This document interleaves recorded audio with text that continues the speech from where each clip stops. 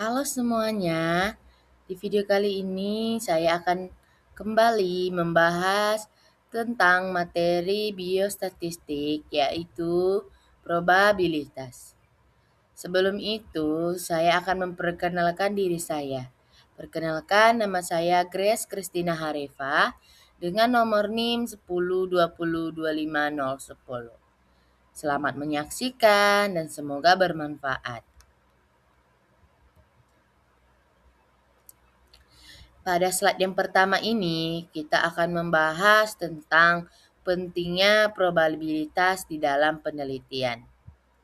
Penelitian adalah proses ilmiah yang sistematis untuk menemukan pengetahuan baru, memecahkan masalah, dan mengembangkan teori. Di dalam penelitian, data menjadi pusat perhatian dikarenakan kualitas hasil penelitian sangat bergantung pada akurasi dan relevansi data. Untuk mengolah data, salah satu konsep dasar yang sangat penting adalah probabilitas. Probabilitas digunakan untuk mengukur tingkat kemungkinan suatu peristiwa yang terjadi. Dapat dilihat dari nilainya berkisar antara 0 atau tidak mungkin terjadi, hingga 1 atau pasti terjadi. Misalnya, jika dari 150 pasien terdapat 60 pasien hipertensi, maka probabilitas pasien yang dipilih secara acak menderita hipertensi adalah 60/150 sama dengan 0,4. Probabilitas juga berkaitan dengan ruang sampel atau seluruh kemungkinan hasil dan kejadian atau bagian dari ruang sampel. Konsep ini membantu peneliti memahami ketidakpastian di dalam data dan membuat keputusan yang lebih tepat. Selanjutnya, kita masuk pada slide yang kedua yang membahas tentang distribusi probabilitas. Selain probabilitas, ada konsep distribusi probabilitas yang menjelaskan bagaimana peluang tersebar pada suatu variabel acak. Distribusi ini sangat penting dikarenakan memungkinkan peneliti dapat memahami pola data, membuat prediksi, dan menentukan model statistik yang sesuai. Adapun terbagi dua jenis utama pada distribusi probabilitas. Pertama, distribusi diskrit, di mana distribusi diskrit ini yaitu untuk data yang bisa dihitung secara pasti, misalnya jumlah pasien. Yang kedua, distribusi kontinu, di mana distribusi kontinu ini adalah untuk data dalam rentang tertentu, misalnya tinggi badan dan tekanan darah. Selanjutnya kita masuk pada jenis-jenis distribusi probabilitas. Yang pertama bagian A, distribusi diskrit.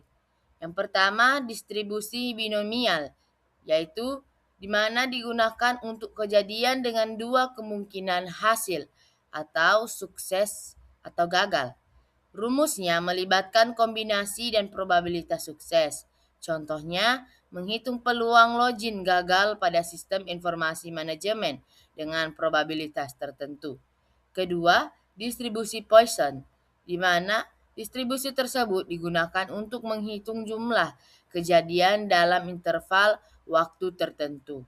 Contohnya, menghitung peluang terjadi tepat 3 kesalahan input data dalam satu hari jika rata-rata kesalahan adalah 2 per hari.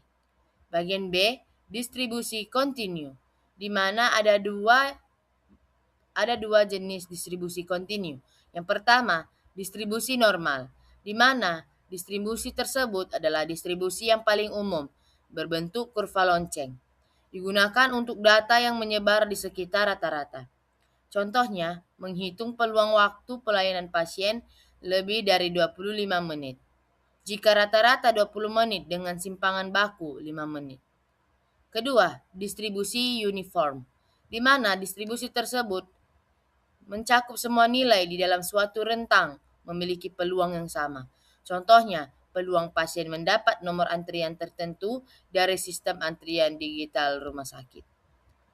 Bagian C, distribusi gabungan, di mana distribusi tersebut digunakan di dalam menganalisis dua atau lebih variabel secara bersamaan. Misalnya, menghitung peluang rekam medis lengkap dan diagnosis valid terjadi bersamaan. Selanjutnya, kita membahas tentang penerapan di dalam penelitian kesehatan. Distribusi probabilitas ini sangat memiliki peran besar dalam penelitian kesehatan. Antara lain, yang pertama, deskripsi data, di mana hal tersebut dapat menggambarkan pola sebaran data. Kedua, prediksi, memperkirakan hasil di masa depan, misalnya risiko penyakit. Ketiga, pengujian hipotesis, di mana hal tersebut menentukan signifikansi hasil penelitian. Keempat, pengambilan keputusan, di mana hal ini membantu memilih tindakan berdasarkan risiko. Kelima, analisis risiko, di mana hal ini mengukur kemungkinan kejadian yang merugikan seperti infeksi nosokomial.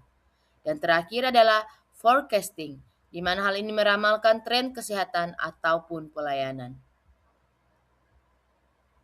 Adapun manfaat pembelajaran dari materi tersebut yang dapat kita pahami dan dapat kita ambil.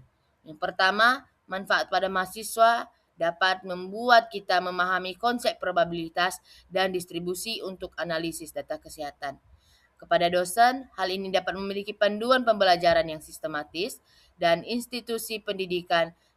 Hal ini dapat mengembangkan metode pembelajaran berkualitas sesuai kebutuhan akademik.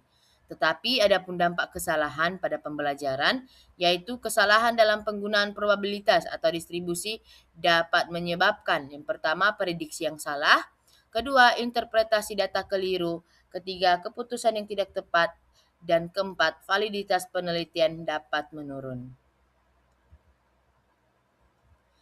Adapun contoh penerapan yang dapat dilakukan di dalam MIK. Yang pertama, prediksi kesembuhan pasien, di mana hal ini menggunakan distribusi binomial untuk menghitung peluang sembuh berdasarkan data historis. Kedua, analisis efek samping obat, di mana hal ini dapat menggunakan distribusi Poisson untuk menghitung probabilitas efek samping yang jarang terjadi. Ketiga, evaluasi intervensi manajemen, di mana hal ini menghitung probabilitas peningkatan hasil kesehatan setelah intervensi. Dan terakhir adalah manajemen risiko, di mana hal ini dapat mengidentifikasi dan mengurangi risiko jatuh atau infeksi pada pasien. Sehingga tibalah kita pada soal latihan yang dimana teman-teman dapat menjadi lebih memahami materi yang telah saya paparkan. Sehingga dengan soal latihan tersebut dapat melatih nalar kita semua sehingga dapat menjawab sesuai dengan pemahaman masing-masing. Soal yang pertama, kita memasuki pada soal probabilitas dasar. Di sebuah rumah sakit terdapat 300 pasien. Dari jumlah tersebut, 90 pasien menderita hipertensi. Jika dipilih satu pasien secara acak, berapakah probabilitas pasien tersebut menderita hipertensi?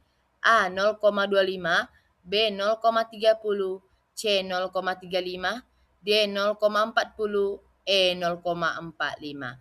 Kita akan membahas kunci jawaban serta pembahasannya. Kunci jawabannya adalah B, 0,30. Pembahasannya, jumlah pasien hipertensi sebanyak 90, total pasien sebanyak 300, dan probabilitas ialah 903.000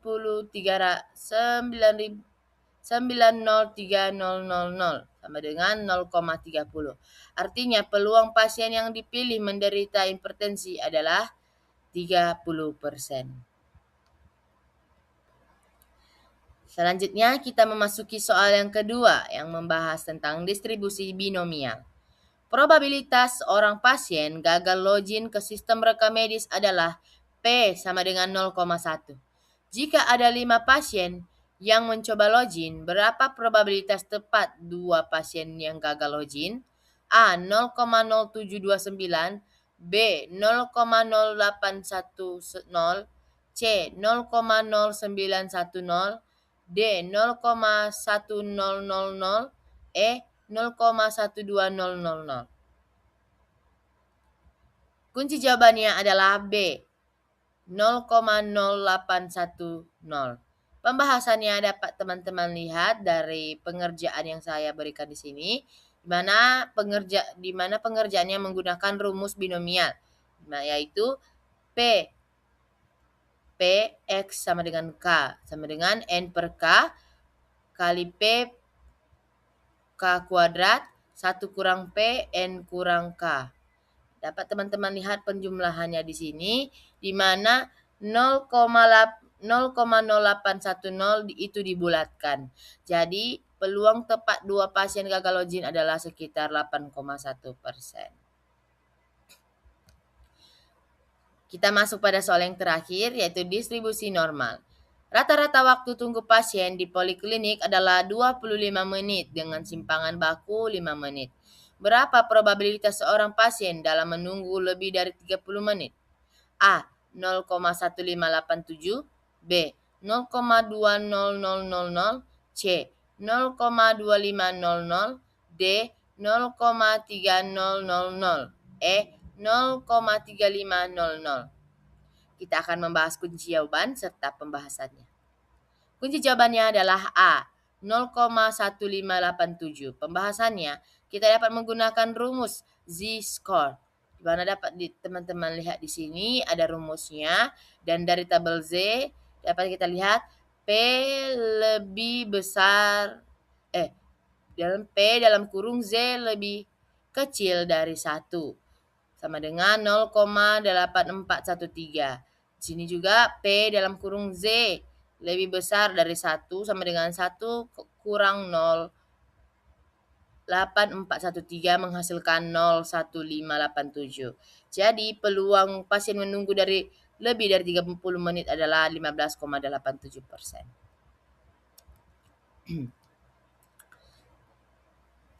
Sehingga dapat kita ambil kesimpulan dari materi tersebut ialah sebagai mahasiswa kita perlu memahami bahwa probabilitas dan distribusi probabilitas adalah dasar penting dalam statistika yang berperan besar dalam penelitian, khususnya di bidang kesehatan. Probabilitas digunakan untuk mengukur kemungkinan terjadi suatu peristiwa dengan nilai antara 0 sampai 1. Sedangkan distribusi probabilitas menjelaskan bagaimana peluang tersebut tersebar pada suatu variabel acak. Distribusi ini terbagi menjadi diskrit seperti binomial dan Poisson. Untuk data yang dapat dihitung serta kontinu seperti normal dan uniform. Untuk data dalam rentang tertentu, bahkan ada distribusi gabungan untuk menganalisis lebih dari satu variabel sekaligus. Sebaliknya, kesalahan dalam penggunaan probabilitas atau distribusi bisa berakibat fatal, seperti prediksi yang salah, interpretasi keliru, keputusan tidak tepat, dan menurunnya validitas penelitian. Oleh karena itu, probabilitas dan distribusi probabilitas bukan sekadar rumus, melainkan alat analisis yang harus dikuasai agar penelitian dan praktik kesehatan dapat berjalan lebih akurat dan berkualitas. Sekian pemaparan materi yang saya berikan, kiranya dapat bermanfaat bagi teman-teman semua. Jika ada kesalahan dalam tutur kata dan penulisan saya, mohon dimaafkan. Saya ucapkan terima kasih dan sampai jumpa.